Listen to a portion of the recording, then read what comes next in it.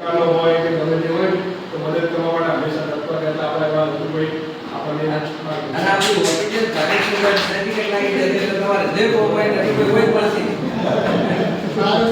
ભારત માતા કી જય. વંદે માતરમ. આજની આપણી આ સ્વતંત્ર શક્તિ કેન્દ્રની બેઠકમાં આપણી વચ્ચે ઉપસ્થિત જિલ્લા ભાજપના ઉપાધ્યક્ષ અને કાંકરેજ તાલુકા ભારતીય જનતા પાર્ટીના આપણા કાંકરેજ મંડળના પ્રભારી કુણાલભાઈ પરસાઈ, મારા સાથી મહામંત્રી અને હમણાં એમને વાત કરી કે એમને જગ્યાએ એવું રાખીશ એમને આપણે પાકું કાર્યાલય બનાવવા બરાબર. અને હવે તો આપણે પૂરા ગામના જ કહેવાય પૂરા ગામના અને ખૂબ ઉદાર ભાવે સમાજની અંદર અલગ અલગ સામાજિક સેવાઓની અંદર ખૂબ ઉદાર ભાવે દાન આપતા હોય છે. તો આપણે એ આપણું લાઇબ્રેરી માટે 51,000 રૂપિયા જેમને દાન આપ્યું છે.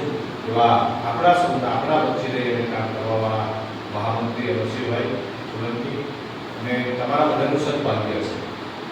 તમારા બધાનું સદભાગ્ય એટલા માટે છે કે દરેક ગામને આવા ઉત્સાહી સતત નથી હોતા.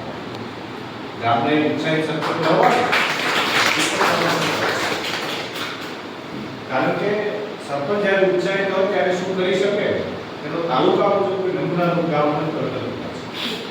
અહીંયા સરકાર ઢળક આપે છે, ખોબરે આપે છે, પણ ક્યાંક સરપંચની અંદર પૂઠા સુધીનો અભાવ હોય, ક્યાંક સરપંચની યોજનાઓની માહિતીનો અભાવ હોય તો સતત આ બાબતો મથ્યા કરે.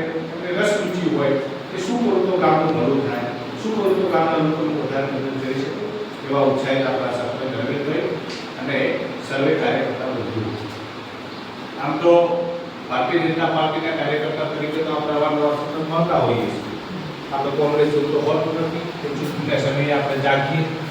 આપણે તો કોઈ નાની મોટી મુસીબત હોય તો પણ કાર્યકર્તા આપણા ઘર સુધી આવે, આપણે એમને બીજા કાર્યકર્તાના ઘર સુધી જઈએ, એને આપણે મદદ કરીએ. એટલે સમાજ જીવન વચ્ચે એને સતત આપણે કામ કરવાવાળા બધા કાર્યકર્તાઓ છે. તો સંગઠન અને જિલ્લા ભાજપની સૂચના હતી અને આપણે બધાની જવાબદારી પણ કે સમયાંતરે આપણે બધા મળવાથી શું થાય કે રસપ્રદ વાતચીત થાય, આપણે વાર્તાલાપ કરીએ તો કંઈક નવું જાણવા મળે, નવી સમસ્યા આપણે ધ્યાનમાં આવે. તો આજનો ઉપક્રમ આજની આ બેઠક માત્ર એટલા માટે જ છે કે આપણે બધે મળવાનું અને વાતચીત કરવાની છે. તમારા ધ્યાનનો કોઈ વિષય હોય તો તમારા ધ્યાનમાં મૂકવાનો છે, અમારો કોઈ વિષય હોય તો તમારા ધ્યાનમાં મૂકવાનો છે. પણ એની સાથે સાથે આપણે બધા પોલિટિકલ પાર્ટીમાં કામ કરવાવાળા કાર્યકર્તાઓ છીએ. તો આપણું બધાનું લક્ષ્ય શું હોય? આપણું બધાનું લક્ષ્ય શું? સત્તા કે સેવા? સેવા. એમાં ભારતીય જનતા પાર્ટી એક એવી પાર્ટી છે કે એ માત્ર સત્તા માટે એ પોલિટિકલ પાર્ટી અસ્તિત્વ કાંઈ નથી. ભાજપ સત્તા માટે ક્યારેય બની નથી અને ભાજપની સત્તાની ભૂખ પણ ક્યારેય નથી. આપણે સત્તામાં એટલા માટે જવું છે કે આપણે લોકોની સેવા કરીશું. તાલુકા પંચાયતનો પ્રમુખ આપણો હોય દરેક આપણો એક કાર્યકર્તા છે, ભારતીય જનતા પાર્ટી વિચારધારાનો કાર્યકર્તા. તો અરવિંદભાઈ ગામનો સરપંચ છે તો આપણે બધું કરી શકીએ. જો અરવિંદભાઈ ગામનો સરપંચ આપણે બધું થઈ શકે તો અરવિંદભાઈ આપણા પછી કાર્યકર્તા તરીકે એનું ઘડતર થયું, કાર્યકર્તા તરીકે એને મોટો થયો અને એમ કરતા ગામના સરપંચ તરીકે કામ કર્યું તો આટલી બધી સુવિધાઓ આપી શકે. પણ મૂળ ભાવ શું છે? સેવાનો ભાવ છે. એટલે સરપંચ છે પણ કામ શું કરે છે? લોકોની સેવા. એટલે ભારતીય જનતા પાર્ટી એ સેવા માટે કામ કરે છે, સત્તા માટે કામ કરતી નથી. તો હવે આગામી સમયની અંદર આમ તો સરકારે અહીંયા હું સરકારી યોજનાના બીજા વિષયો એટલા માટે નથી લેતો કારણ કે ગામમાં લગભગ બધા લોકો સરકારી યોજનાથી સારી રીતે તમે વાકેફ છો. ટૂંકમાં કેવું હોય કે સરકારની એટલી બધી યોજનાઓ શું સરકારની યોજનાઓ અને નરેન્દ્રભાઈ 2001ની અંદર ગુજરાતના મુખ્યમંત્રી બન્યા, 2014ના દેશના વડાપ્રધાન બન્યા.